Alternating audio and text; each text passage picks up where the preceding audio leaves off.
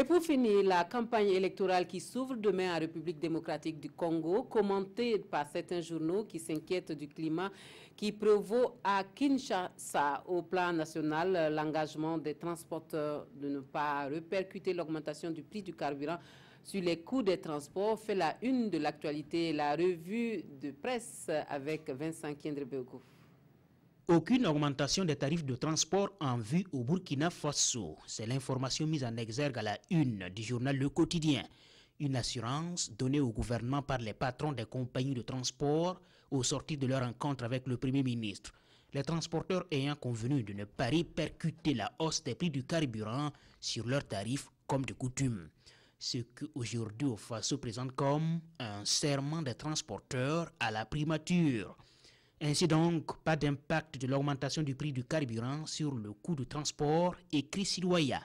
Selon le porte-parole des transporteurs rapporté par ce journal, le commerce ne rime pas avec l'humanitaire, mais ils ont convenu de garder les tarifs tels quels pour l'instant.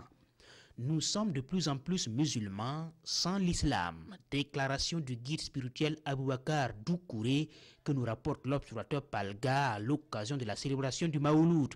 L'islam que nous a enseigné Mahomet n'a jamais dit de vivre dans la violence, le sang et les troubles, explique le guide religieux devant un parterre de fidèles venus l'écouter et en présence de ministres comme Siméon Sawadogo en charge des cultes et Simo Compaoré, ministre d'État. Campagne électorale en RDC, les dés sont déjà jetés, écrit Le Pays. Pour le pays, il existe de sérieuses inquiétudes pour une campagne apaisée au Congo, l'opposition dénonçant en bloc ses difficultés à accéder aux médias et aux espaces publics. Inquiétude partagée par la conférence épiscopale du Congo, selon aujourd'hui au Faso, avec des machines à voter à polémique et le retour au ring pour de vieux adversaires qui se combattront par procuration. Ainsi, l'Église ne peut que s'écrier « Dieu sauve le Congo ».